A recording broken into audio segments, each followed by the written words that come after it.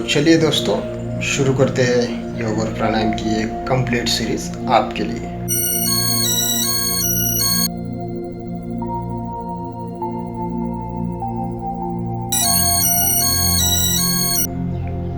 देखा ना, तो मुझे उम्मीद है दोस्तों कि आप बहुत ही अच्छे से सीख गए होंगे योग और प्राणायाम, क्योंकि आप वीडियो देख ही चुके हैं। तो धन्यवाद, बहुत बहुत धन्यवाद आपका जो आपने ये वीडियो देखा। तो मिलते हैं अगले वीडियो में, तब तक के लिए बाय बाय। क्या समझा नहीं? सर के ऊपर से गया? ओह थकते, कोई बात नहीं यार, क्या वापस ही लेना पड़ेगा और क्या। ठीक है, वापस ले लेते हैं। ठीक है, रिवाइंड।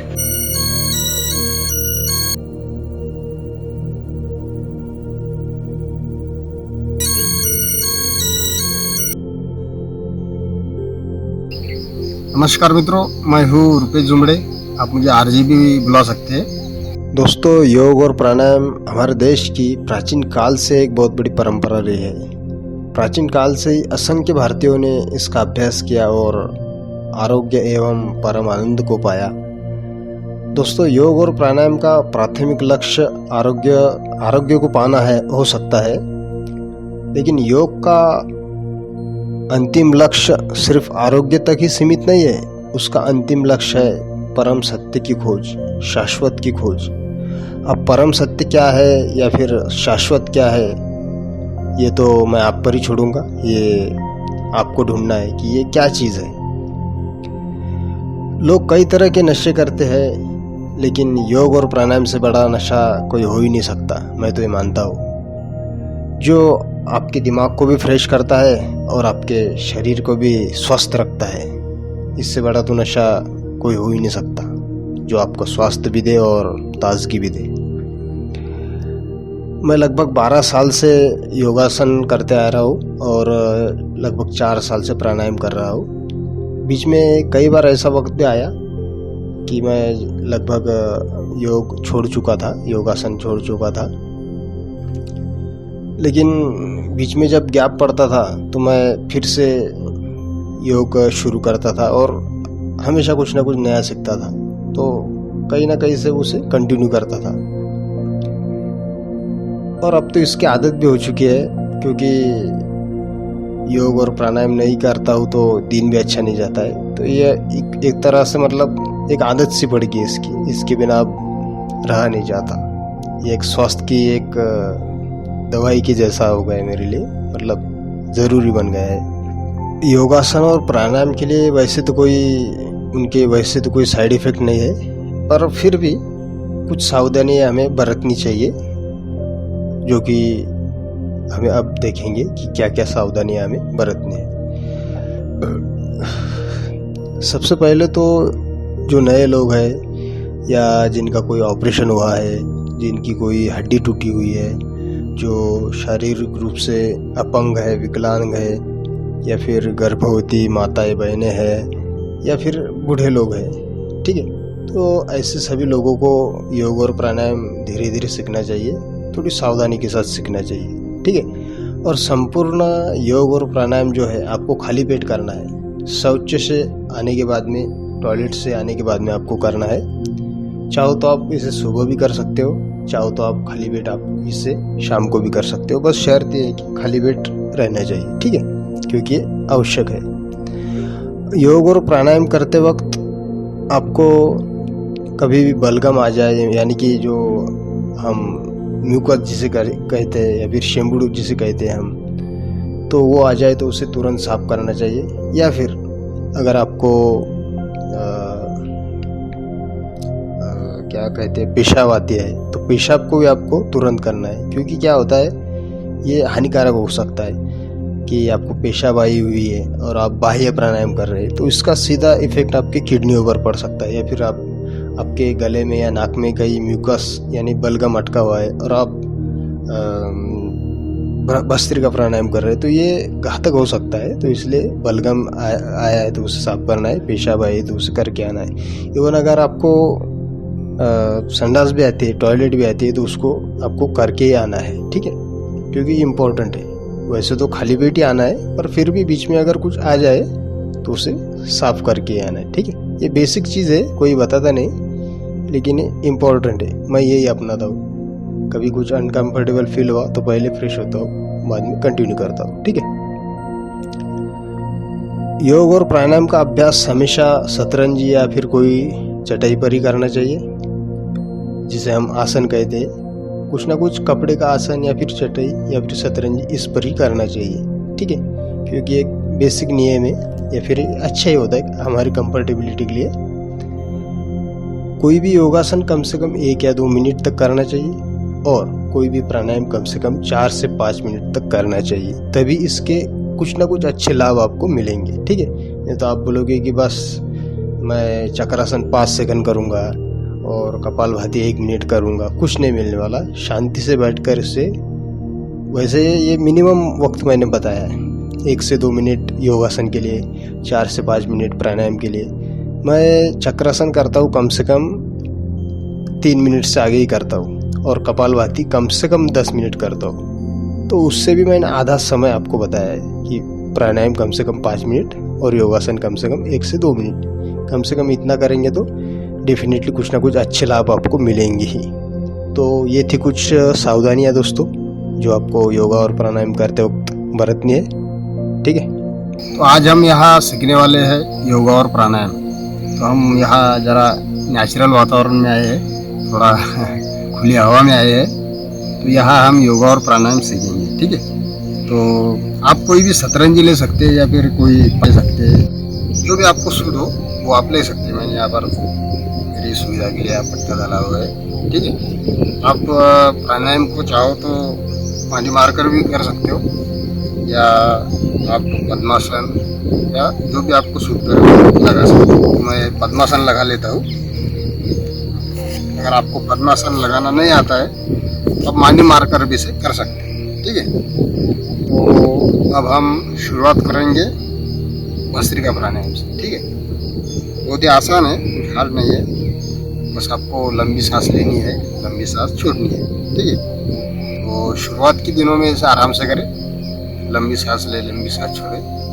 ठीक है, आप जब इसकी बहुत अच्छी प्रैक्टिस हो जाएंगी तब आप इसे फास्ट में भी कर सकते हैं, लंबी सांस लेकर लंबी सांस छोड़ सकते हैं। तो जो शुरुआत के दिनों में करने वाले उनके लिए हम थोड़ा धीरे से करेंगे, लंबी सांस लेंगे, लंबी सांस छोड़ेंगे। ठीक है, तो शुरू करते हैं भस्त्रिका प्राणायाम।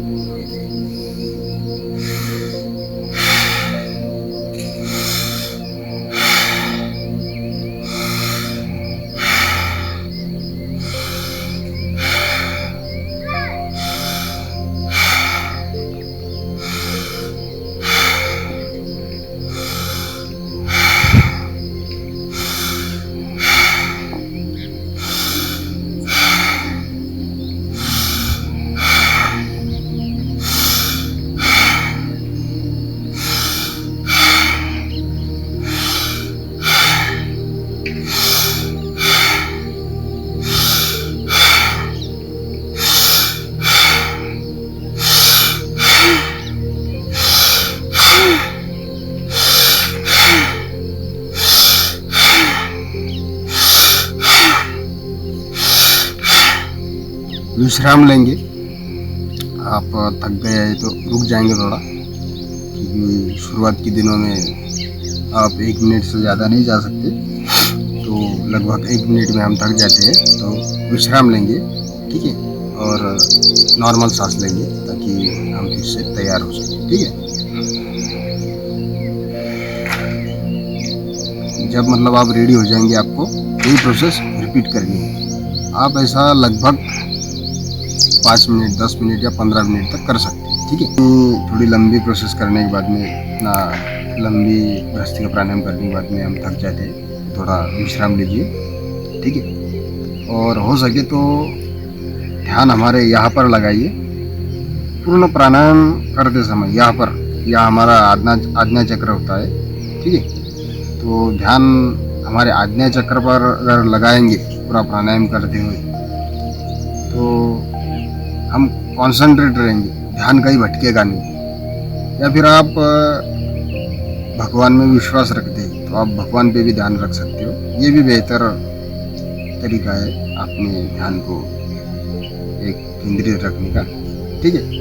तो मैं ध्यान आज्ञा चक्र पर भी रखता हूँ और भगवान पर भी कंसंट्रेट करता हूँ, तो बेशक थोड़ा ध्यान अच्छा लगता है। प्राणायाम करने का सारी यही है कि आपको ध्यान लगाना है ताकि आपका मानसिक संतुलन भी अच्छे से बना रहे, ठीक है। तो ये प्रोसेस हो गई धीरे से जो नए सीखने वाले हैं उनके लिए, और जो लोग थोड़े एक्सपर्ट हो गए हैं, बहुत दिनों से कर रहे हैं, तो उनके लिए थोड़ा फास्ट है। आप फास्ट में भी कर सकते हो उसे, तेज स्पीड में, ठीक है। तो तेज स्पीड में करेंगे तो ये ध्यान योग में जाता है, ये मतलब ध्यान योग की एक प्रोसेस है। आप फास्ट स्पीड में करेंगे तो ये ध्यान योग कहलाता है, ठीक है। तो अब जो एक्सपर्ट लोग हैं, ध्यान योग जानते हैं या फिर ध्यान योग करना चाहते हैं, उनके हिसाब से करेंगे, ठीक है। थोड़ा फास्ट करेंगे लेकिन ये शुरुआत के सीखने वालों के लिए नहीं है, उन्हें आराम से ही करना है, ठीक है। तो आप थोड़ा फास्ट करेंगे।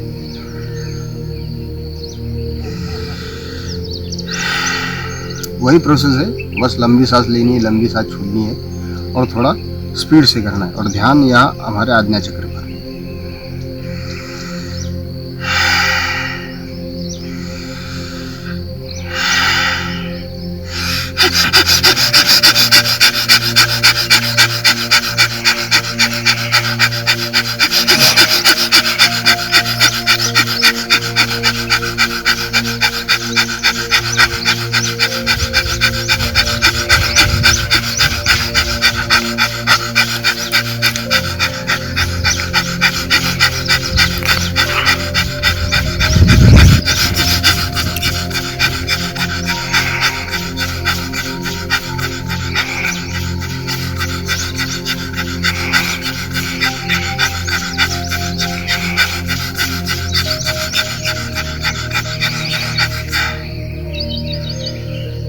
रुक जाइए, थोड़ी लंबी सांस लीजिए, लंबी सांस छोड़िए। आप थक गए तो विश्राम लीजिए, और जैसे आप तैयार होंगे यही प्रोसेस फास्ट आपको रिपीट करनी है, भस्त्रिका प्राणायाम।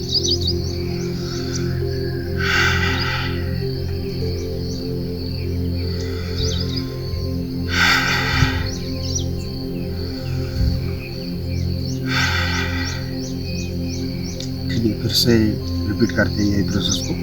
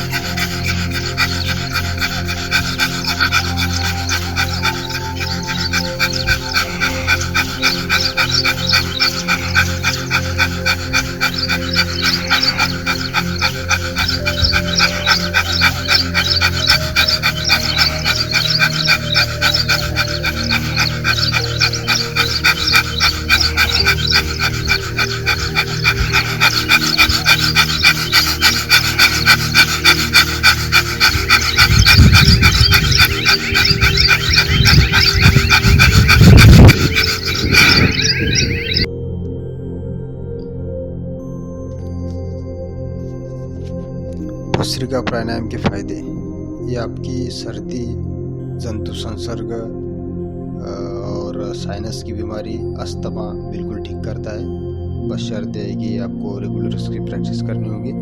आपका थायराइड, टॉन्सिल्स और गले संबंधित समस्त बीमारियों को भी ठीक करता है। ये आपके हृदय के संबंधित रोग जैसे कि एंगिना और आर्टरीज ब्लॉकेजेस, यानी कि जो हमारे हृदय की मेन धमनियाँ रहती है, शिरें रहती है, नसें रहती है, उनमें गांठें हो जाती है, तो उसकी वजह से हृदय विकार के झटके आते हैं, तो उस बीमारियों को भी ये ठीक करता है। और दिमाग की बीमारियों में भी ये एक विशेष रूप से सुझाया हुआ प्राणायाम है, जैसे कि डिप्रेशन के लिए, माइग्रेन की बीमारी के लिए, पार्किंसन के बीमारी के लिए, आपको पैरालिसिस होता है, पक्षाघात होता है, आपका आधा शरीर लूज पड़ जाता है, उसके लिए भी ये बहुत गुणकारी है।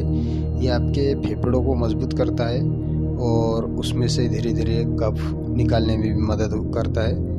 ये आपके नसों में जो ब्लॉकेजेस हो जाते हैं, खून की गुठलियाँ बन जाती है, उन्हें निकालने में भी बहुत गुणकारी है। तो अब करेंगे कपालभाति। बहुत आसान है, बस आपको सांस बाहर छोड़ना है, बाहर ही छोड़ते रहना है। पहले हमने क्या किया था, लंबी सांस भरी थी और लंबी सांस छोड़ी थी। अब बस सांस बाहर छोड़ते रहना है, ठीक है। तो जो लोग नए हैं, शुरुआत के दिनों में करने वाले, उनको आराम से करना है, सांस बाहर छोड़नी है, ठीक है। आप सांस जब बाहर छोड़ेंगे आपका पेट अंदर जाएंगे, ठीक है। मैं आपको एक स्ट्रोक लगा कर दिखाता हूँ, झटका लगा कर दिखाता हूँ।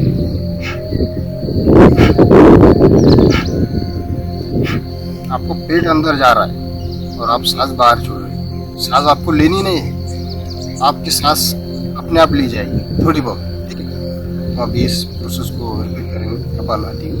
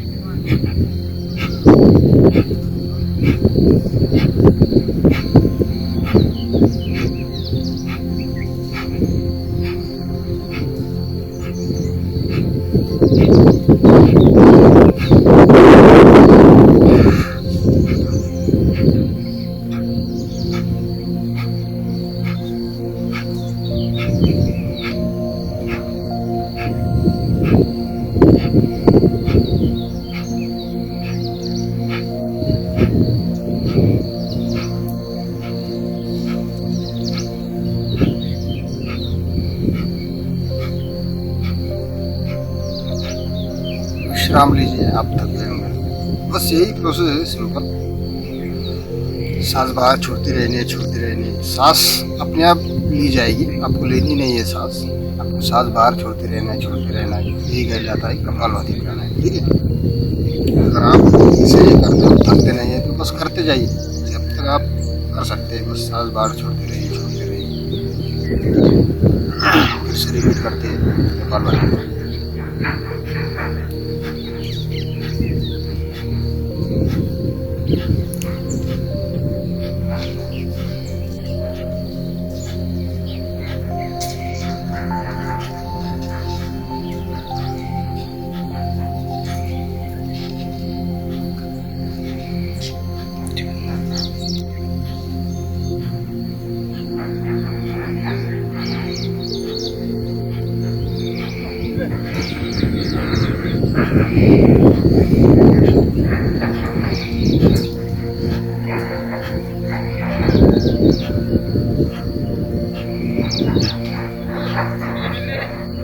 प्राणायाम करते वक्त आपके आजू बाजू में क्या हो रहा है, आपके विषय में भूल जाओ सब, अपने आप में खो जाओ, सब अपने आप में खो जाओ, अपने अंदर। तो ये नए लोगों के लिए है, जो नए लोग करते हैं उनके लिए, ठीक है। धीरे धीरे से आपको करना है। अब थोड़ा फास्ट में करेंगे, जो लोग एक्सपर्ट है, जिन्हें अच्छा अनुभव आ चुका है इसका, ध्यानियों के हिसाब से, ठीक है। अब थोड़ा तेज से करते हैं, ध्यानियों के हिसाब से कपालभाति, ठीक है।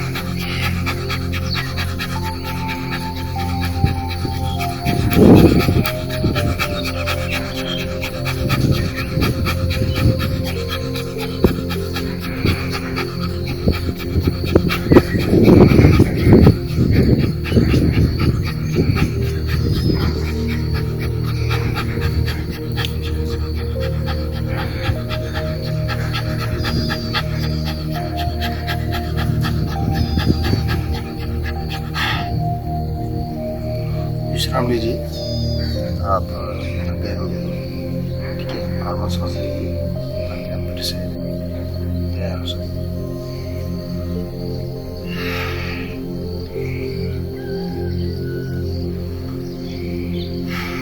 दिखने में बहुत ही सिंपल प्रोसेस है, लेकिन अनगिनत लाभ है।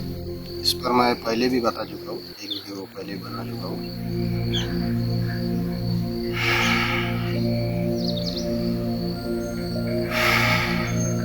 असंख्य व्याधियों से कपालभाति में बचा सकते हैं। अब एक आखिरी बार ये कपालभाति की प्रोसेस को रिपीट करेंगे। और अगर आप ज़्यादा एक्सपर्ट हो गए और की आवाज़ भी नहीं आनी चाहिए, सांस बाहर छोड़ने की, एकदम गति से आपको करना है। अगर आप एक्सपर्ट हो चुके हैं तो ध्यान योग में जाने के लिए, ठीक है। ध्यान योग का मैं अलग से वीडियो बनाऊंगा, जैसे बता रहा हूँ। ध्यान योग में जाने के लिए, समाधि अवस्था प्राप्त करने के लिए बहुत स्पीड से करना है और सांसों की गति इतनी सूक्ष्म होगी कि आवाज़ भी नहीं आएंगी हमारे सांस की, ठीक है। एक और आखिरी बार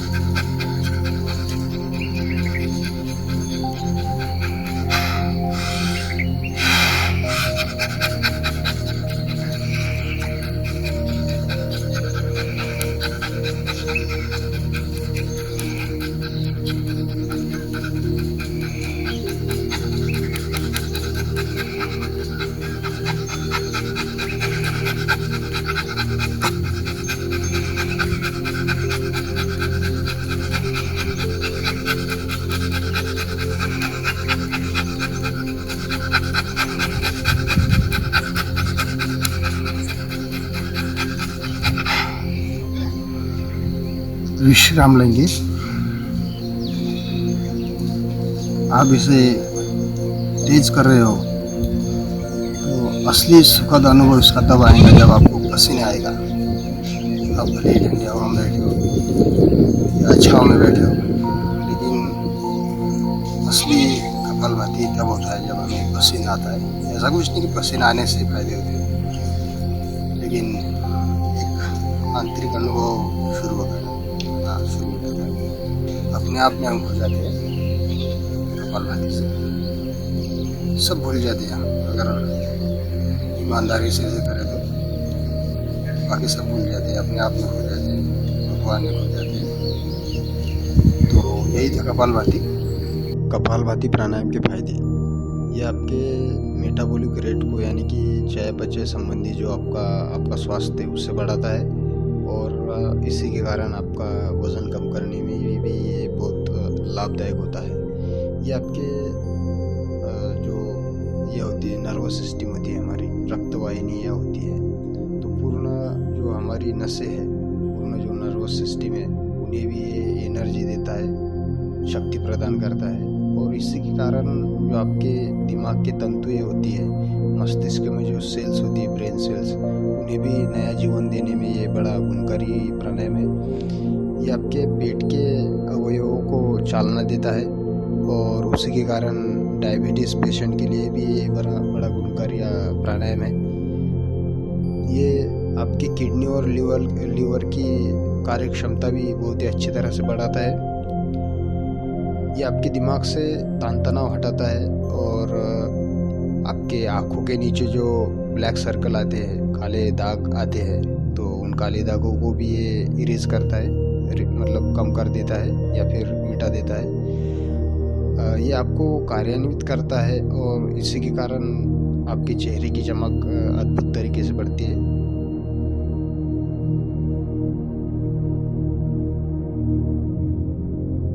तो अब हम करते हैं अनुलोम विलोम, ठीक है। मस्तिष्क के लिए ये बहुत ही गुणकारी प्राणायाम है, ठीक है। आपको इसमें क्या करना है, एक आपकी नासिका दबानी है और नाक पर एक नासिका आपको दबानी है, दूसरी नासिका से आपको सांस भरनी है लंबी, और लंबी सांस भरने के बाद दूसरी नासिका दबाना है और दूसरी नासिका से उस सांस को छोड़ना है। बाद में दूसरी नासिका जो दबाई हुई है उसे दबा कर ही रखना है और पहली नासिका से सांस लेनी है। बाद में पहली नासिका दबाकर सांस दूसरी नासिका से छोड़नी है। बाद में दूसरी नासिका से और लेनी है और दूसरी नासिका दबाकर पहली नासिका से सांस छोड़नी है, ठीक है। कन्फ्यूज मत होइए, बहुत ही आसान है, ठीक है। एक नासिका से सांस लेना है, उसे दबाकर दूसरी नासिका से छोड़ना है और वही दूसरी नासिका से सांस लेकर पहली नासिका से छोड़ना है, ठीक है। तो अब करते हैं अनुलोम विलोम प्राणायाम।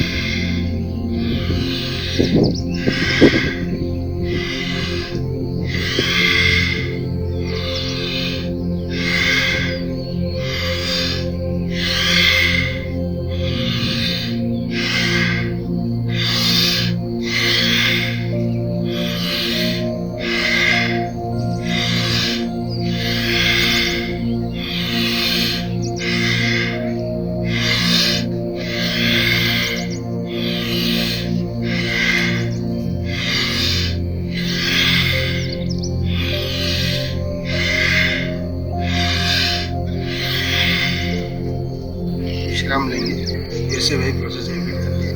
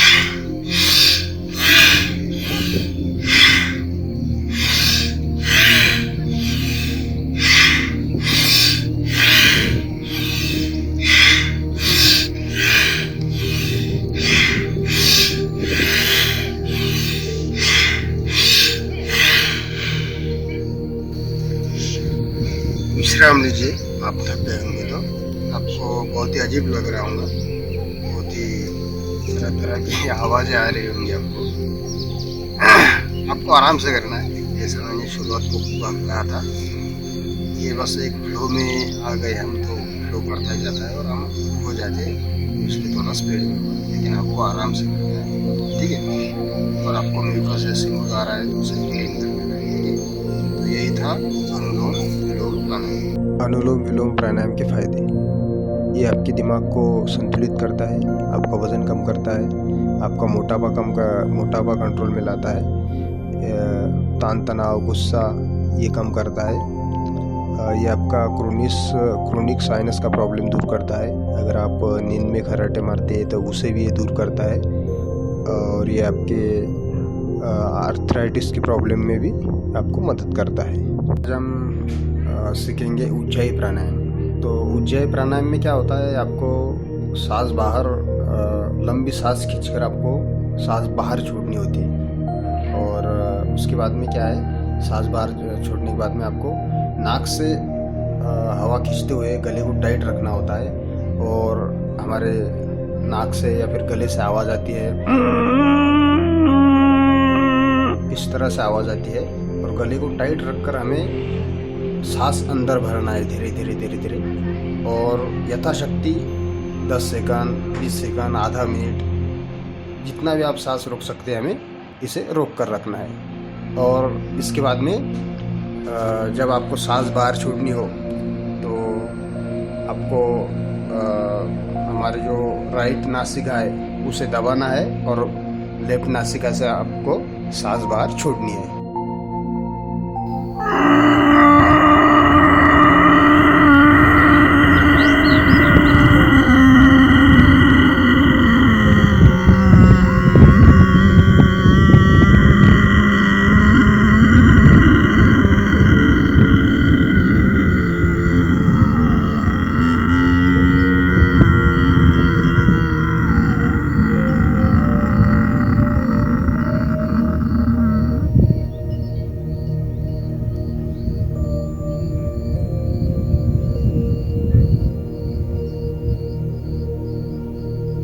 सांस को अंदर रोक के रखना है जब तक आप रोक सकते हैं।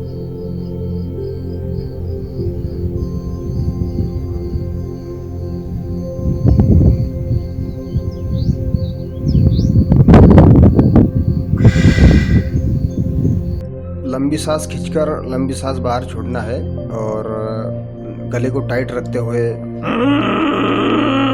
इस तरह से आवाज़ होनी चाहिए हमारे गले की। और गले को टाइट रखते हुए हमें सांस अंदर खींचना है, ठीक है। और यथाशक्ति 5 सेकंड, 10 सेकंड, 20 सेकंड, आधा मिनट या 1 मिनट आप जितनी सांस रोक सकते हैं रोकिए।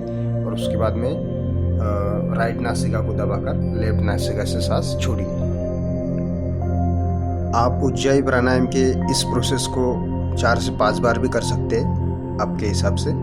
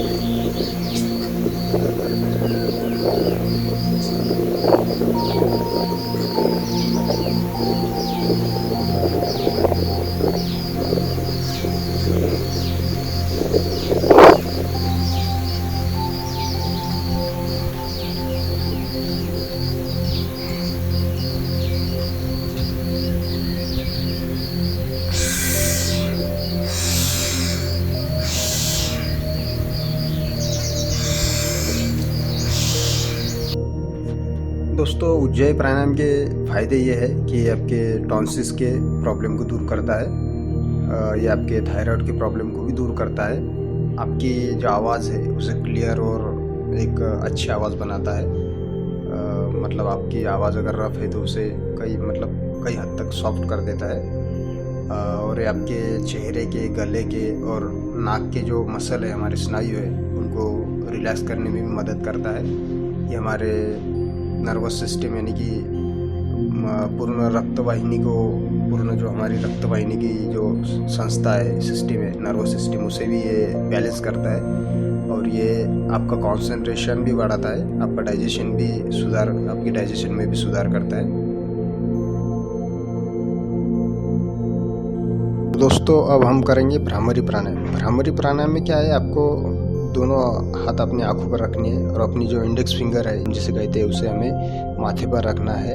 और अंगूठे से हमें अपने कान दबाने हैं ताकि हमें बाहर की कोई आवाज़ ना आए, ठीक है। और इस तरह से हमें मुंह बंद करके बस नाक से ओमकार की ध्वनि भरनी है। इस तरह से ओमकार की ध्वनि हमें भरनी है, ठीक है।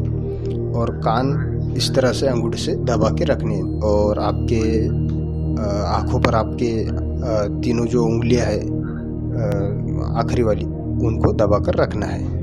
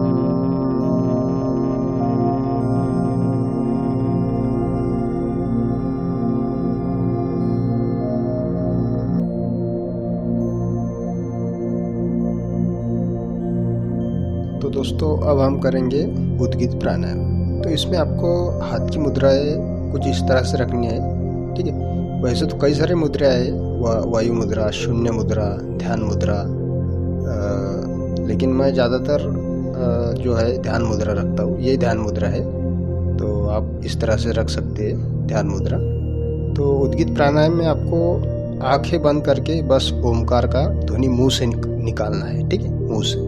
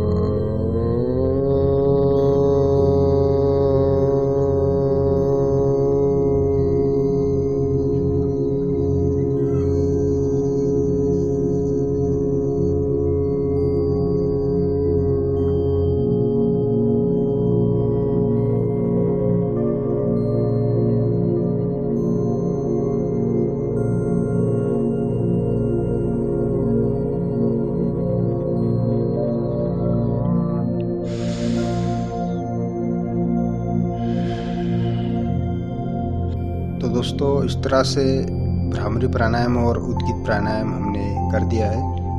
अब इसके फायदे देखते हैं। तो इसके फ़ायदे ये है कि ये आपके कंसंट्रेशन को बढ़ाता है और आपको मेडिटेशन यानी कि ध्यान करने में भी इससे बहुत फ़ायदा होता है। आपकी एकाग्रता इससे बढ़ जाती है। अगर आपको एसिडिटी की प्रॉब्लम है तो काफ़ी हद तक ये कम कर देता है। आपके ब्लड प्रेशर को भी ये नॉर्मल करता है। आपका टेंशन, आपका राग, आपका गुस्सा, इससे ये शांत हो जाता है। आपके दिमाग को ये शांत करता है और आपकी जो स्मरण शक्ति है उसे भी ये बढ़ाता है। अगर आपको निद्रा नाश की समस्या है, आपको नींद नहीं आती, तो वो भी ये ख़त्म कर देता है और आपके नसों को शांत और सही करता है। तो ये थे इसके लाभ दोस्तों। तो दोस्तों अब हम करेंगे बाह्य प्राणायाम। मैं ये साफ साफ कहना चाहता हूँ कि ये नए लोगों के लिए नहीं है। इस प्राणायाम को करने से पहले आपको कपालभाति, अनुलोम विलोम और भस्त्रिका प्राणायाम की अच्छे से प्रैक्टिस करनी चाहिए। कम से कम मैं तो कहूँगा 6 महीने, क्योंकि इसमें आपको आपका पेट डायरेक्टली अंदर खींचना पड़ता है, पूरा पेट पर प्रेशर आता है। तो मैं स्ट्रांगली रिकमेंड करूँगा कि ये नए लोगों के लिए नहीं है। और तो और जिनका ऑपरेशन हुआ है, जिनको डायबिटीज़ है या कोई बीमारी है, फेफड़ों की कोई बीमारी है या और कोई ऑपरेशन हुआ है किसी का, या फिर आप नए हो, तो मैं स्ट्रांगली रिकमेंड करता हूँ कि ये आपको नहीं करना है। दोस्तों बाह्य प्राणायाम में क्या होता है कि आपको सांस बाहर छोड़ के बाहर रोक के रखना पड़ता है और पेट को अंदर खींचना पड़ता है यथाशक्ति। जितना आप पेट को अंदर खींचकर रोक सकते हैं उतना आपको करना होता है। तो इसमें क्या है, 3 बंद लगते हैं, जालंधर बंद, उड्डयन बंद और मूलाधार बंद। तो जो हमारे नाभि से लेकर नीचे तक का प्रजनन अंग तक का जो भाग है वो उसको खींच के रखने को बोलते हैं मूलाधार बंद। ठीक है, सांस अंदर खींच के और जो हमारी हनवटी है वो छाती को लगाकर सांस रोक के रखने को बोलते हैं उड्डयन बंद। और जब सांस बाहर छोड़ के हम पेट को अंदर खींचते हैं तो उसे कहते हैं जालंधर बंद। तो इसी तरह से हमें 3 बंद लगाने हैं। तो इन बंदों में ज़्यादा कंफ्यूज नहीं होना है। सीधा है कि आपको लंबी सांस भरनी है, लंबी सांस छोड़नी है और उसके बाद में सांस को बाहर छोड़ के बाहर ही रोक के रखना है और पेट को जितना हो सके अंदर खींचना है। ठीक है, और यथाशक्ति आप जितना रोक सकते आपको रुकना है। तो इसी तरह से ये बाह्य प्राणायाम मतलब होता है। तो जितना हो सके आप रुक सकते हैं इसमें। ठीक है, और धीरे धीरे से करें, एकदम शक्ति का अति आक्रमण न करें, क्योंकि ये हार्ड है थोड़ा।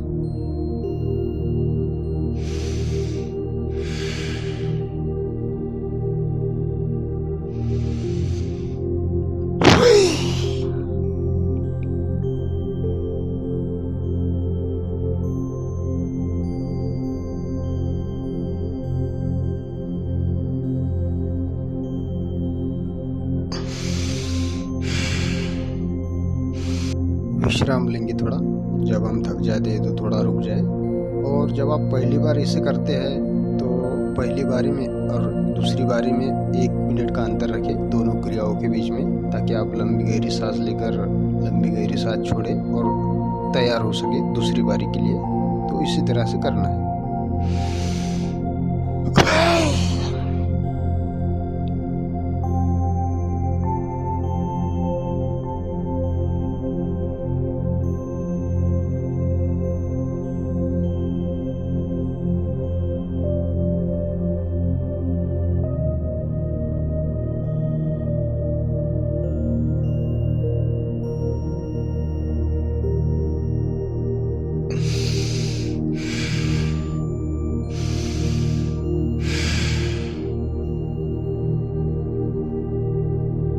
अब हम करेंगे अग्निसार क्रिया। इसमें क्या करना होता है, आपको सांस लंबी सांस लेके लंबी सांस छोड़नी है और सांस बाहर छोड़ के उसे बाहर ही रखना है, रोक के रखना है और पेट को अंदर बाहर करना है। मतलब लंबी सांस लेकर लंबी सांस छोड़ना है, सांस बाहर छोड़ के उसे बाहर ही रखना है और पेट अंदर खींचकर हमें पेट अंदर बाहर करना है। ठीक है, ये कहलाती है अग्निसार क्रिया। तो आपको धीरे धीरे ट्राई करना है इसमें भी।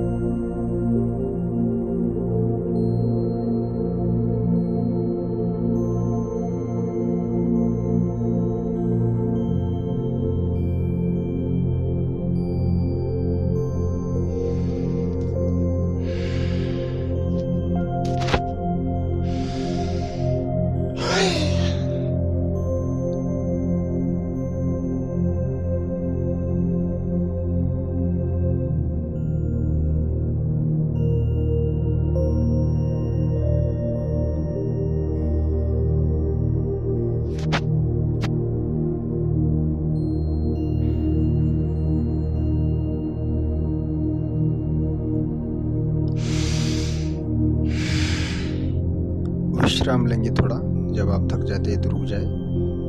इसमें भी अग्निसार क्रिया में भी आप आधे मिनट से 1 मिनट तक का गैप रख सकते हैं, ताकि आप दोबारा तैयार हो सके तो दूसरी प्रोसेस करने के लिए। दोनों क्रियाओं के बीच में आधे से 1 मिनट तक का आप गैप रख सकते हैं, ताकि आप इसे भी आसानी से कर सकें। और ताकत का अति आक्रमण हमें नहीं करना है, ठीक है, क्योंकि ये हार्ड प्रोसेस है।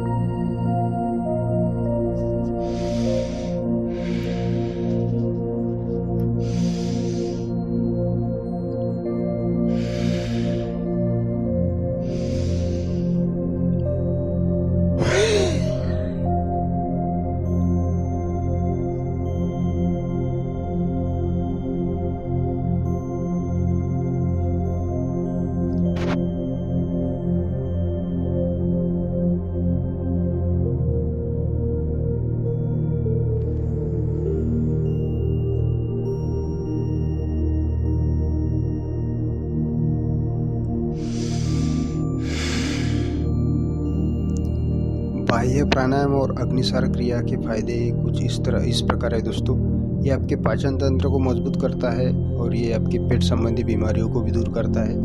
ये आपकी बद्धकोष्ठता, एसिडिटी की प्रॉब्लम, गैस की प्रॉब्लम को भी दूर करता है। ये प्रोस्टेट ग्रंथि के संबंधी में जो बीमारी होती है उसे भी दूर करता है। ये आपके प्रजनन अंगों के संबंधी जो बीमारियाँ होती है उन्हें भी ये दूर करता है। हार्निया और डायबिटीज़ की प्रॉब्लम भी, मधुमेह की प्रॉब्लम भी ये दूर करता है। बस शर्त ये है कि आपको रेगुलर इसकी प्रैक्टिस करनी होगी। ये फ़ायदेमंद है आपके मोटापे के लिए, आपका जो बवासीर है, भगंदर है, उन्हें दूर करने के लिए, थायराइड की प्रॉब्लम है, गले की प्रॉब्लम है, आपके जो पुनरुद्धारक अंग होते हैं रिप्रोडक्टिव सिस्टम के, उन्हें ठीक करने में भी ये बड़ा अच्छा है। स्त्रियों के जो गर्भाशय रिलेटेड जो प्रॉब्लम होते हैं उनके लिए भी अच्छा है। ये आपके यूरिन सिस्टम और स्पर्म रिलेटेड जो प्रॉब्लम होते हैं, वीर्य के संबंध में जो प्रॉब्लम होते हैं लोगों के, उन्हें भी ये ठीक करता है। ये आपके पेट के जो मसल होते हैं, पेट के जो स्नायु होते हैं, उन्हें भी मजबूत करता है। ये आपके बुद्धिमत्ता को शार्प यानी कि तेज़ और नियमित करता है। ये आपके जो फेफड़ों में डिसऑर्डर आ जाती है, गड़बड़ी हो जाती है, उनकी बीमारियों के लिए भी ये अच्छा है। ये मतलब उन्हें भी अच्छा करता है। यूरिनरी सिस्टम यानी कि मूत्राशय के संबंध में जो भी बीमारियाँ रहती है, ये उन्हें भी दूर करता है। अगर आपको निद्रानाश लग गया है तो निद्रानाश को भी ये ख़त्म करता है। ये आपका ब्लड सर्कुलेशन बढ़ाता है और बॉडी में ब्लड फ्लो भी बढ़ाता है। हम सीखेंगे योगासन का क्या है कि एक सीक्वेंस होता है। तो मेरा सीक्वेंस ये रहता है कि मैं पहले शीर्षासन करता हूँ, उसके बाद में थोड़ा वार्म अप कर लेता हूँ, हाथ की मूवमेंट, थोड़ी पैरों की मूवमेंट, ये थोड़ी गर्दन घुमा लेना। उसके बाद में मैं चक्रासन करता हूँ, उसके बाद में फिर हलासन, उसके बाद में मरकटासन, उसके बाद में मयूरासन और इस तरह से फिर आखिरी में शवासन। तो कुछ आसन मैं एक्स्ट्रा करूँगा, जैसे कि धनुरासन और सर्वांगासन, ठीक है। और आप इसे योगासन का क्या है, प्राणायाम अलग है और योगासन अलग है, ठीक है। तो आपको योगासन धीरे धीरे करना है। अगर कोई हाथ पैर टूटे हुआ व्यक्ति है या हार्ट का पेशेंट है या कोई बड़ा ऑपरेशन वाला है, तो उन्हें धीरे से करना है। या फिर कुछ आसन बहुत हार्ड है, वो उन्हें अवॉइड करने, उन्हें टाल दें, ठीक है। तो हम शुरुआत करेंगे शीर्षासन से, ठीक है। तो शीर्षासन आप 2 पद्धति से कर सकते हैं। तो आप इस तरह से हाथ रखकर सर यहाँ रखेंगे और धीरे धीरे ऊपर जाएंगे, या फिर आप इस तरह से अपने हाथों को जोड़ लें, अपने जोड़कर आप ऐसे रखेंगे, सर यहाँ पर रखेंगे और धीरे धीरे ऊपर जाता है। तो ये जो पद्धत है ये थोड़ी नए लोगों के लिए हाल है।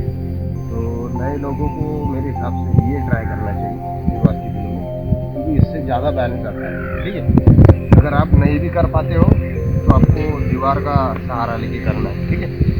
यानी कि दीवार को हम सपोर्ट लेते हैं, दीवार का हमें सपोर्ट मिलता है और हम ऊपर उठ सकते हैं। तो मैं आपको पहले इस तरह से करके दिखाता हूँ। पैर ऊपर लेंगे, आपके दोनों पैर ऊपर ले जा रहे हैं।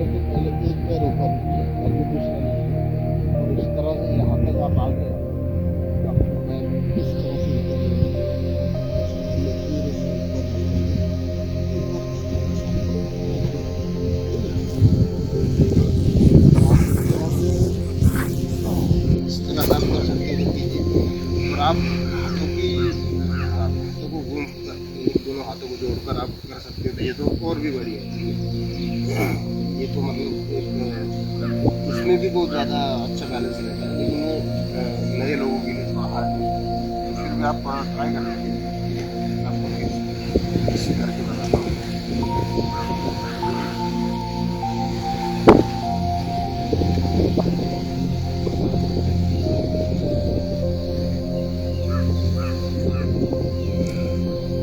पैरों को धीरे से ऊपर लेना है, आप मतलब जंप मारकर भी ले सकते हैं या फिर धीरे से लेना है, ठीक है। और उसके बाद में धीरे धीरे ऊपर ले जाना है आपको। इस तरह से आपको 1 मिनट 2 मिनट 5 मिनट 10 मिनट आप जब तक रहना चाहते हो आप रह सकते हो, ठीक है। तो इस तरह से ये शीर्षासन है। आप शीर्षासन अगर सीख गए हैं तो शीर्षासन की एक अगली पायरी है या फिर अगली स्टेज है, वो है वृश्चिकासन।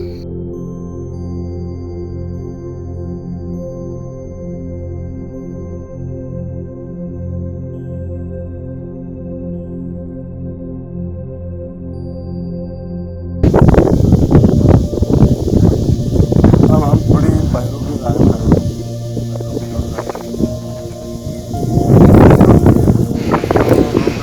हार्ड योगासन करना चाहिए। ये आपको आपके पैरों के एरिया को इस तरह से घुमाना है।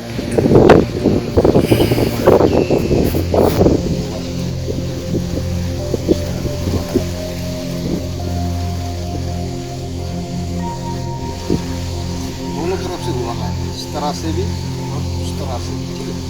मैं अब इस तरह से घुमा रहा हूँ।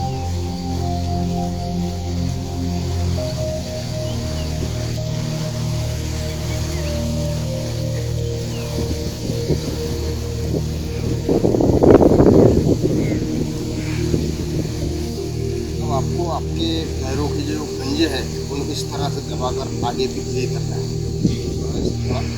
आगे दबाकर उनको प्रेशर देना है थोड़ा, और जो उंगलियां है उनको ऐसा करना है ताकि हमारी नस है उससे पूरी स्लो हो जाए, उससे पूरी मोकली हो जाए, फ्री हो जाएगी।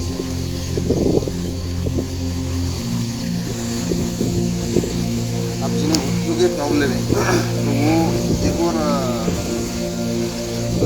आसन कर सकते हैं, एक और पैरों को मूवमेंट कर सकते हैं। बस आपको क्या है, हाथ इस तरह से रखकर अपने जो घुटने हैं उनको आपको इस तरह से करना है। आपकी जो घुटने की प्रॉब्लम है धीरे धीरे सीखिए, ज़्यादा फास्ट नहीं है, इस तरह से आपको मूवमेंट करके आपके घुटने से फ्री हो जाएंगे।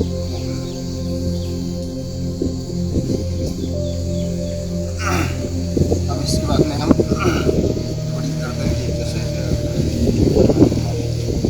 गर्दन हमारी हो जाएगी, फ्री हो जाएगी।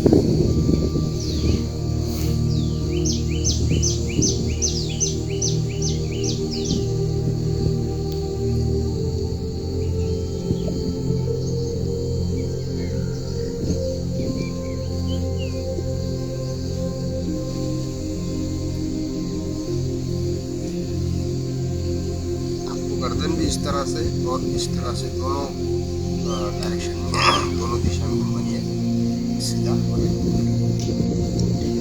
थोड़ा नीचे देखिएगा, थोड़ा पीछे देखिए, थोड़ा आगे, थोड़ा पीछे, थोड़ा दाहिने, थोड़ा दाहिने, लेफ्ट राइट लेफ्ट राइट थोड़ा। तो ये गर्दन की एक्सरसाइज। शीर्षासन पहले करने का मतलब ये है कि हम अगर वार्म अप करते हैं, योगासन करते हैं, तो थोड़ा बहुत हमारा बॉडी टेम्परेचर बढ़ जाता है, हीट बढ़ जाती है। उसके कारण गर्म खून हमारे दिमाग को ना मिले, इसके लिए शीर्षासन मैंने पहले किया, ठीक है। तो ये बैठ करके मूवमेंट हो गई, थोड़ा खड़ा रह करके मूवमेंट।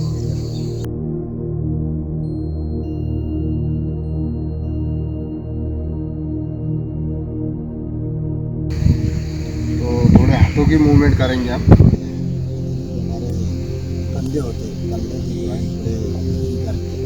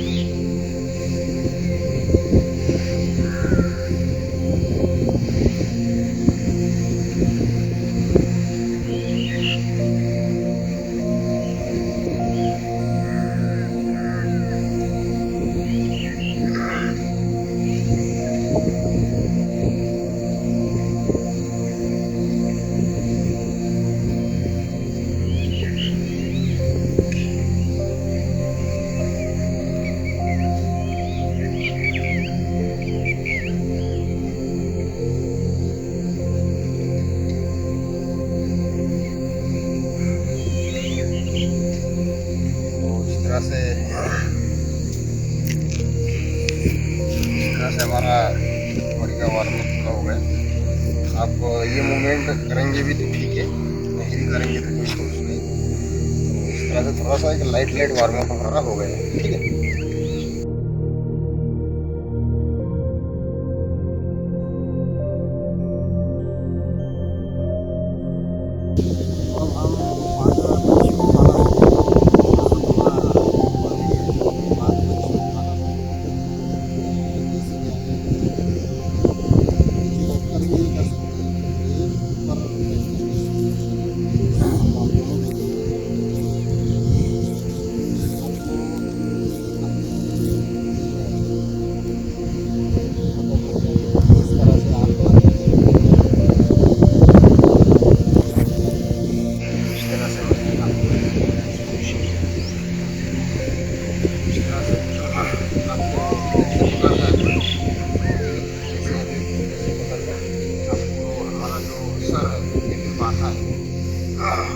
लगाना, बस माथा फोड़ी नहीं करनी है, ठीक है।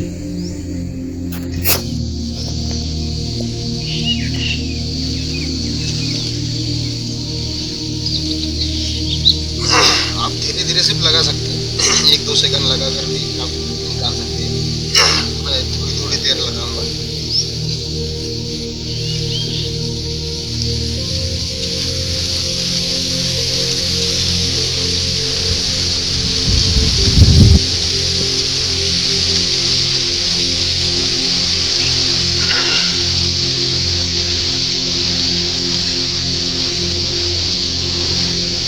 ये पादपश्चिमोत्तानासन का थोड़ा हार्ड है। हमारी जो यहाँ की नसें है उन पर खास ये जो है दाब आता है, या फिर नसें मोकड़ी हो जाती है, ठीक है। तो अब यही पादपश्चिमोत्तानासन का हम इस पोजीशन में, इसका नाम अलग है थोड़ा, हम नीचे बैठते हैं।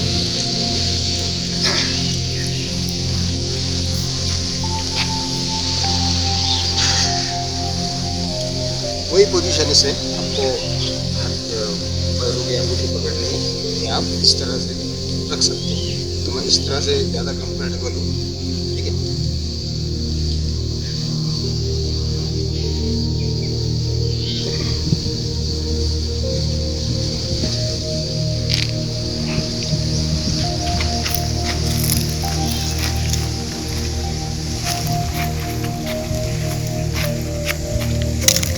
आपकी जो पैरों की नसें है इस पर खास दाब आता है। तो ये शुरुआत के दिनों में थोड़ा टफ लगेगा, थोड़ा हार्ड लगेगा, फिर भी आप ट्राई करते रहिए, ट्राई कीजिए। तो इस तरह से ये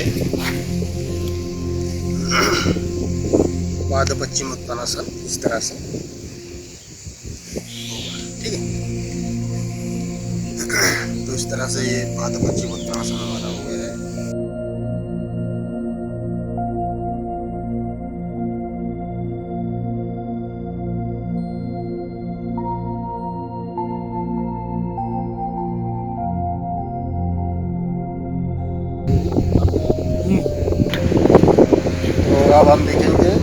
चक्रासन।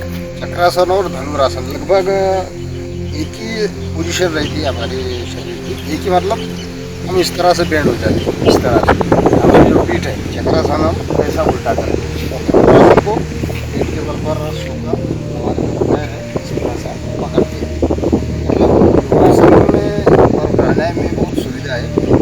अगर आप एक योगासन भी कर सकते हो तो आपके लिए दूसरा योगासन रहता है। अगर आप एक प्राणायाम नहीं कर सकते हो तो आपके लिए दूसरा प्राणायाम रहता है, ठीक है।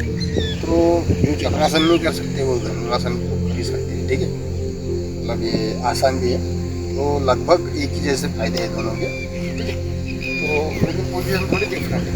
चक्रासन हम हाथों और पैरों के बल पर होकर करते हैं, ठीक है, और धनुरासन हम पेट के बल पर होकर पैर पकड़ते हैं।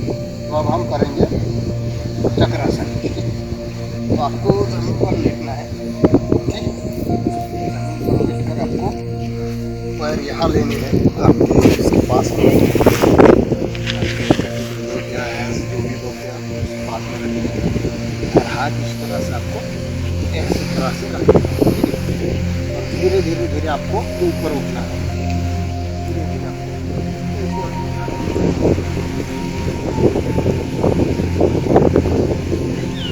इस तरह से शुरुआत के दिनों में थोड़ी हमें दिक्कत जाती है। अगर आपकी शतरंजी सटक रही है तो आप इसे ज़मीन पर भी कर सकते हैं। कई बार फर्श पर शतरंजी या फिर आपकी जो मैट है वो सटक जाती है तो हम कर नहीं पाते हैं। तो बेहतर ये रहता है कि आप ज़मीन पर, ठीक है। लेकिन यहाँ कंफर्टेबल है, सटक हाथ रखकर आपको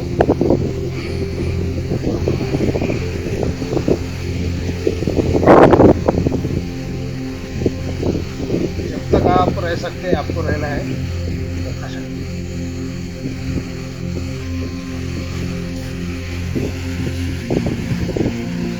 आप देख रहे होंगे कि पूरा हाफ सर्कल की तरह पूरी बॉडी बेंड हो जाती है। कमर की प्रॉब्लम, गर्दन की प्रॉब्लम, पेट की प्रॉब्लम, सारे प्रॉब्लम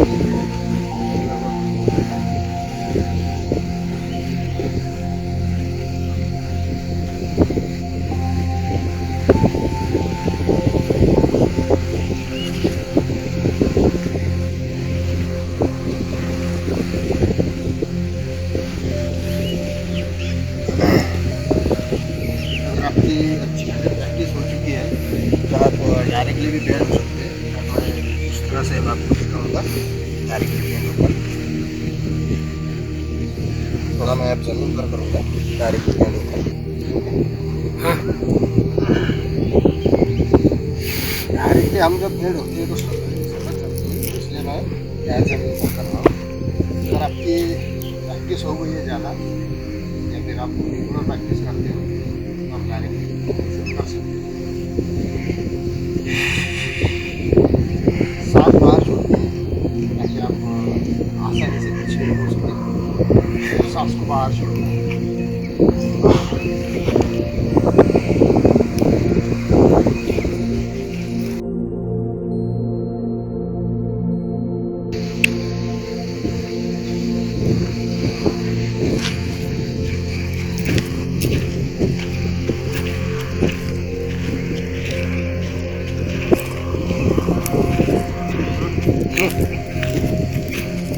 तो इस तरह से भी आप कर सकते हैं।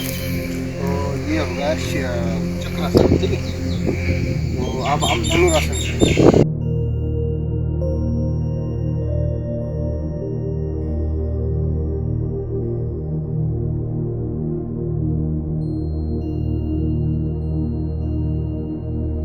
देखेंगे। धनुरासन चक्रासन में जिस तरह से हम हाथ और पैर पर उल्टा हो जाते हैं, ठीक है, इस तरह से। तो चक्रासन की तरह ये मतलब धनुरासन है, बस इस पे पेट के बल पर हमें लेटना है और पैरों को पकड़ना है, ठीक है। अब हम करते हैं धनुरासन।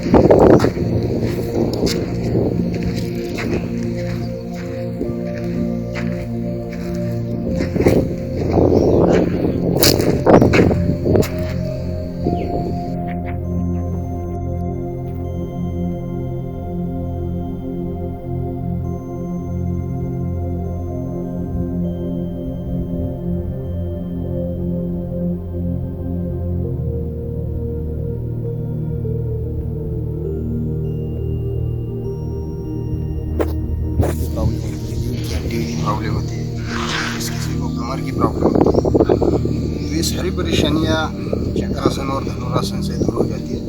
ये काफ़ी फायदेमंद है। जो चक्रासन नहीं कर सकते उनके लिए सलाह दूंगा मैं कि वो धनुरासन करें। लेकिन अगर आपका पेट बहुत बढ़ चुका है तो धनुरासन करने में थोड़ी परेशानी हो सकती है आपको, तो आप चक्रासन कर सकते हैं। पेट की चर्बी कम करने के लिए बहुत ही फायदेमंद है चक्रासन और धनुरासन। ठीक है, तो आपके हड्डियाँ भी लवचक हो जाती है। तो इस तरह से ये धनुरासन और चक्रासन निष्पन्न होता है। ठीक है।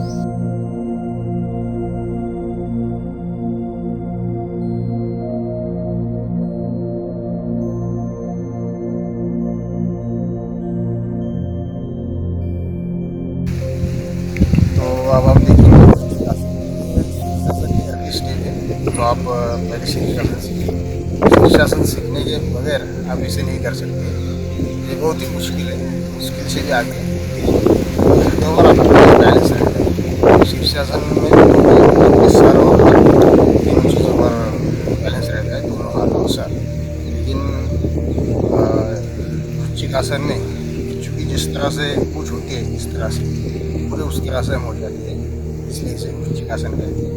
ये टफ है, तो आप पहले शीर्षासन सीखिए, उसके बाद में वृश्चिकासन आप कर सकते हैं। ठीक है, तो पहले मैं शीर्षासन की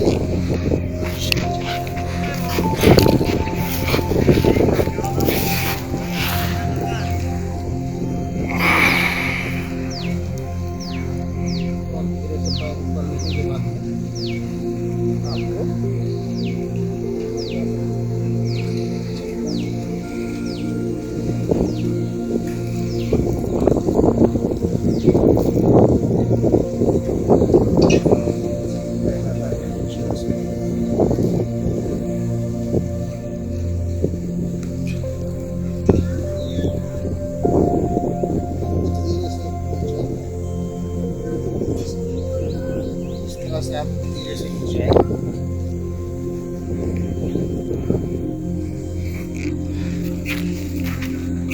तो इस तरह से वृश्चिकासन होता है। ठीक है, आप पहले शीर्षासन सीखिए, उसके बाद में आप वृश्चिकासन कर सकते हैं।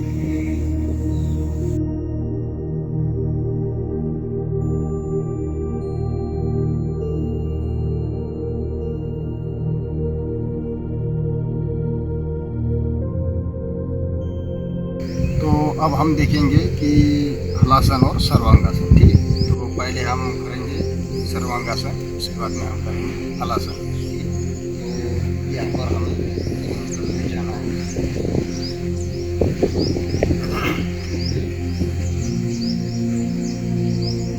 जो लोग शीर्षासन नहीं कर सकते तो वो सर्वांगासन भी कर सकते हैं।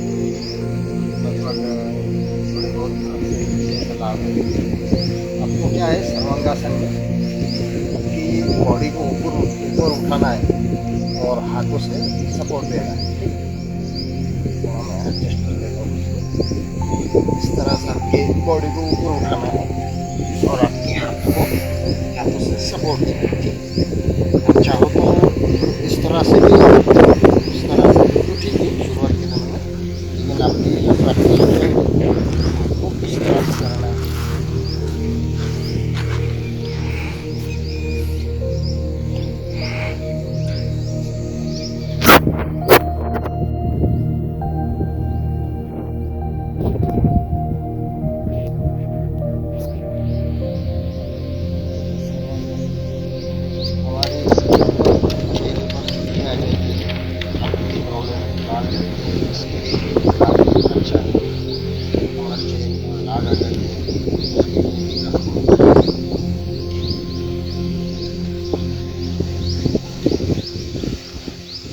इस तरह से ये सर्वांगासन होता है। ठीक है, जो शीर्षासन नहीं कर सकते उनके लिए सर्वांगासन की जिम्मेदारी है।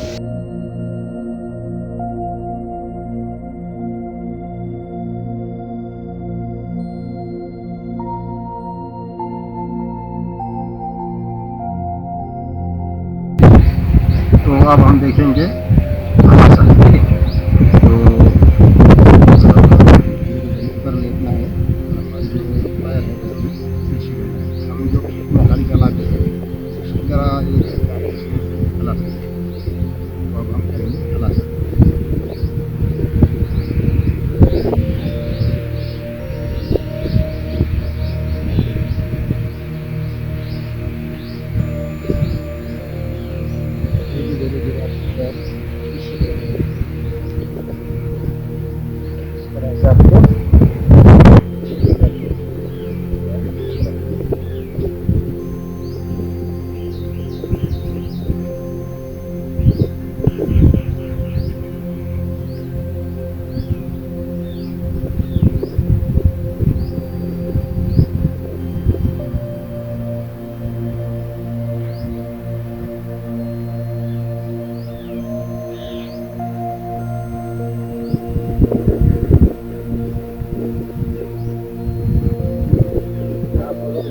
वज्रासन को इस तरह से करेंगे, ये कर्ण पीड़ासन कहलाता है। मतलब आपकी जो घुटने कान के पास है इस तरह से कर्ण पीड़ासन होगा, और ये इस तरह से हलासन होगा। थोड़े बहुत फर्क से वो आसन हो जाते हैं, कर्ण पीड़ासन और हलासन।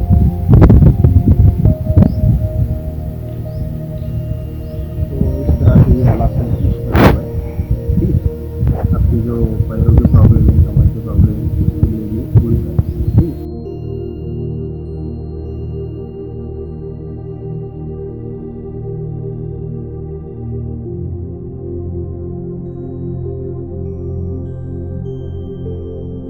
अब हम देखेंगे मरकटासन। आपको ज़मीन पर सोना है और इस तरह से मंकी या बंदर इस तरह से क्या कहते हैं उसे चुलबुलिया करता है, इस तरह से हजमबंदी करता है, इस तरह से ये मरकट की तरह दिखता है, इस तरह से, इसलिए इसे मरकटासन कहते हैं। पैर इस तरफ हो जाती है हमारी, या फिर इस तरफ, और इस तरफ पैर है उसके विरुद्ध दिशा में हमारा सर हमें घुमा लेना पड़ता है, इसलिए मरकटासन कहते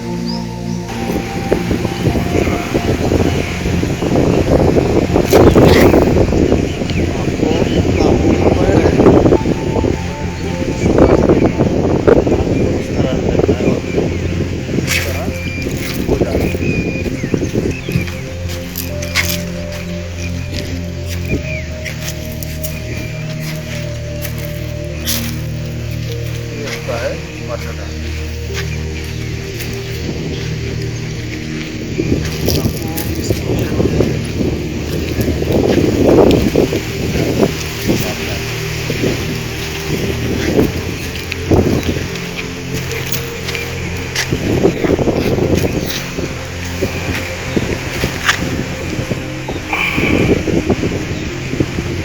इस पोजीशन में जब आप रहोगे, एक पोजीशन में ये होगा एक तरफ का, अब आप 2 मिनट 4 मिनट जितना रहना चाहते हो रह गए, तो उसके बाद में आपको दूसरी तरफ से कराना है।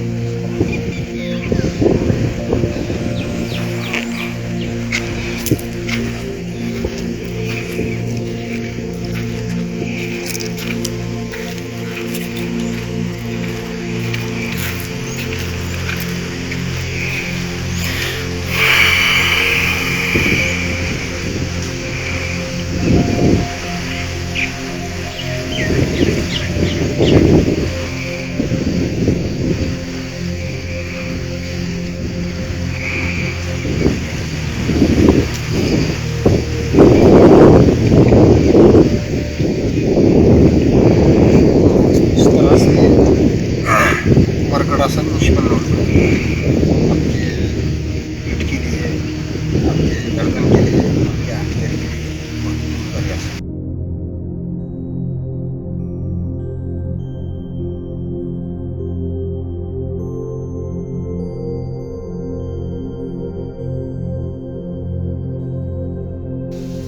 अब हम वज्रासन, तो इस आसन को आपको सबसे आखिरी में करना है, क्योंकि जो हमारे बीज द्रव होते हैं, अंग्रेजी जिन्हें बीज द्रव कहते हैं, वो हमारे पेट की तरफ आते हैं। इस तरह से हम हाथ रखते हैं, तो बीज द्रव पेट की तरफ आने की वजह से अगर हम वज्रासन के बाद शीर्षासन करते हैं तो हमारे सीधे सर में चढ़ जाते हैं, हमारे दिमाग में चढ़ जाती है। तो इसलिए आपको वज्रासन सबसे आखिरी में करना है। इस तरह से हाथ रखकर आपको पेट के बल पर, हाथों के बल पर आपको खड़े रहना है, ठीक है। तो इस तरह से ये वज्रासन आपको थोड़ा सा ठीक है। ये बड़ा कठिन आसन है, तो शुरुआत की दिनों में आपको क्या करना है, पेट के बल पर रहकर प्रैक्टिस करनी है। शुरुआत की दिनों में इस तरह से बस हर रोज इस तरह से प्रैक्टिस करेंगे, एकदम से ऊपर जाने से देना मुश्किल नहीं है। आपकी जो पेट की मसल है, पेट की सिलाई है, वो इससे मजबूत हो जाते हैं। जब आपकी प्रैक्टिस हो जाएगी तो आपको क्या करना है,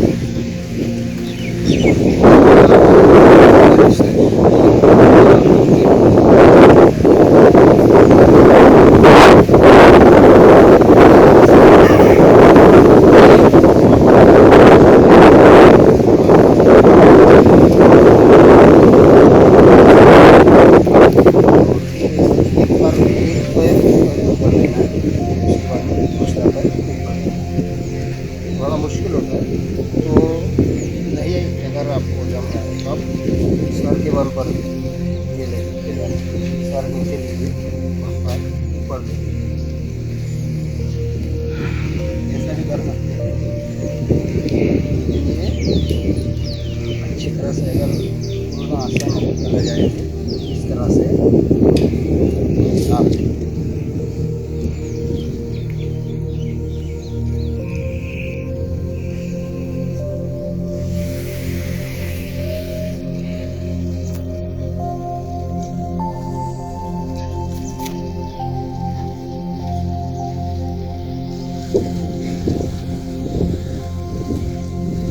आप देख रहे होंगे बाकी तरह तराजू की तरह हमारी बॉडी फ्रैक्चर हो जाती है। और आयुर्वेद में बताते हैं कि इस तरह हमारे पेट की तरफ आते हैं, इसलिए वज्रासन सबसे आखिरी में जाएगी। और उसके बाद आप शवासन कर सकते हैं। वज्रासन के बाद जब आपके योगासन जो है समाप्त हो जाएगी।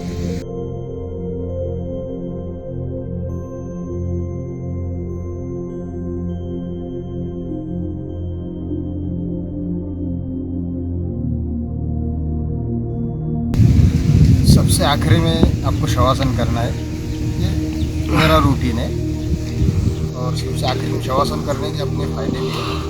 तो आपको बस आपकी बॉडी आपने स्ट्रेच कर ली, वार्म अप कर ली योगासन से, आपकी बॉडी फ्री हो गई।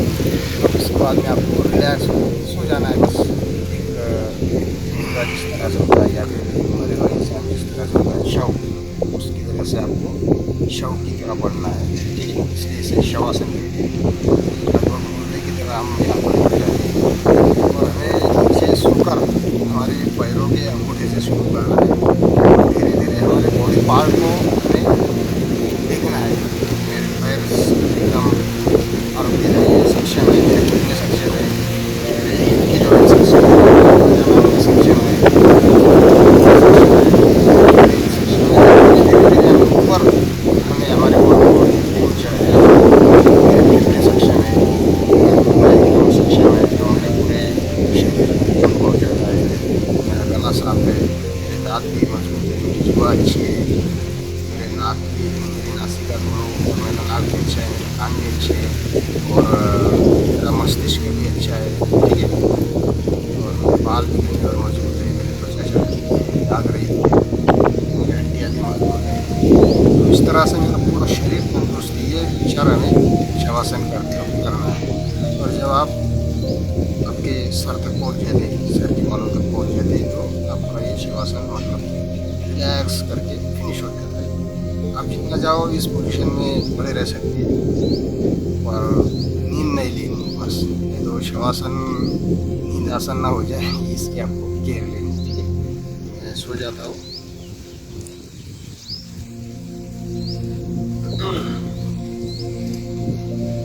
बस मुर्दे के भूखी या एक शव के बारे में पूछ ले रहा हूँ।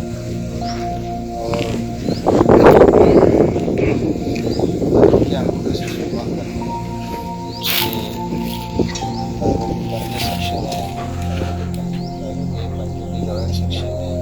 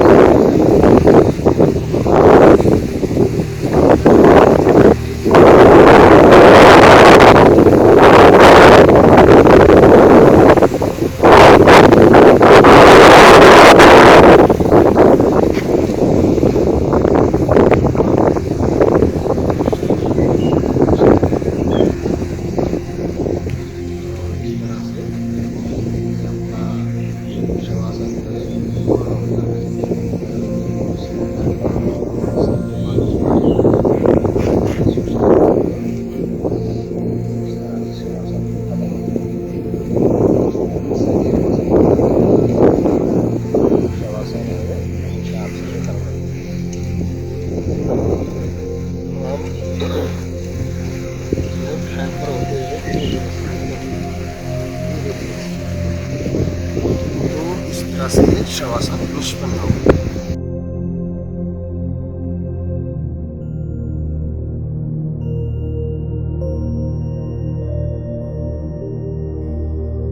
तो यही थी दोस्तों जागतिक योग दिवस पर योगासन और प्राणायाम की कंप्लीट एक मालिका या कंप्लीट एक वीडियो। तो मुझे उम्मीद है कि ये कंप्लीट योग और प्राणायाम का पैकेज एक सीरीज़ आपको पसंद आएगी और आप खूब इसे लाइक करोगे। ठीक है, तो वीडियो देखने के लिए बहुत बहुत धन्यवाद। मिलते हैं अगले वीडियो में, तब तक के लिए जय हिंद जय भारत।